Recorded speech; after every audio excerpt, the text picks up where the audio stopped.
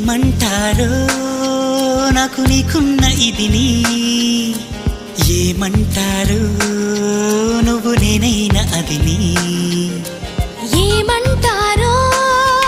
మారిపోతున్న కథని